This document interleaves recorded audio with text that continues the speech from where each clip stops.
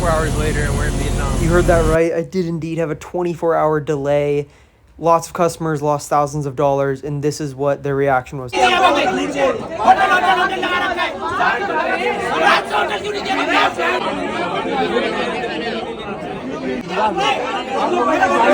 Nevertheless, finally made it into Hanoi. Started off with a banger egg coffee, right into pho.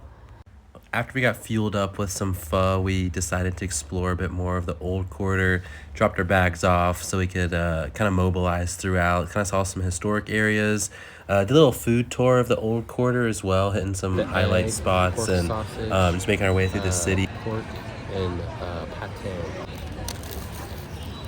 Toasty, soft on the inside, crunch on the outside.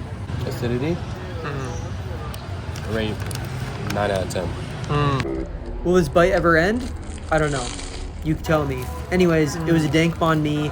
After this, we made our way over to the Ho La prison, aka the Hanoi Hilton, as it was known by American prisoners of war during the Vietnam War era, and also Vietnamese prisoners who were imprisoned by French colonialists from the early 20th century to the 50s. After we went to the Ho La prison, we of course needed a little bit more bites to eat, so we got some Ban Bo Nambo, which was a really great kind of just meal, capped off kind of Ben's kind of full circle moment after not visiting Hanoi for another 6 years. And after we got fueled up, we started our journey to Ha Giang, which was started with a 6-hour bus ride on our limousine sleeper bus.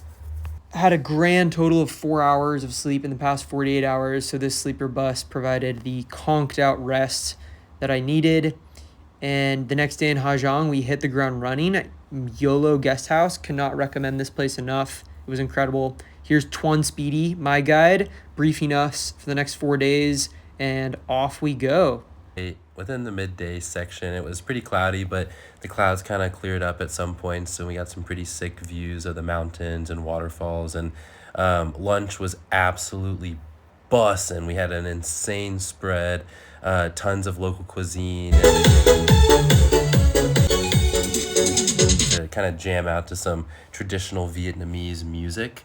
And then as we headed into our rest of our afternoon, the road was pretty empty as we kind of headed on. Summer months are actually known as the low season here, so most of the spots are not crowded at all, which is pretty fantastic and definitely up our alley. We realized how bad we were at pool. David and I took a long time to play, but it was a really fun midday break and just kept zooming along. Took a lot of stops for views, for coffee, for vibes. In the second half of the afternoon, we went through some pretty cool villages, and you really got like the local experience and saw how people lived in the Ha Giang province. And after that, we finally went to our last kind of excursion, which was this waterfall and called Da Gia. And a lot of the local people were around here as well, which is super fun. And finally, we reached our homestay, which is a sick bungalow on the water. Air conditioned, had bug nets, bathroom, everything we needed, which is super fun. And then talked to the owners for a little bit, which then we had some dinner, some more local cuisine, had some spring rolls and nice meats and veggies, and then indulged in a little bit of happy water, which is kind of the local of homemade alcohol. And that kind of wrapped up our night with playing some card games, drinking some happy water, and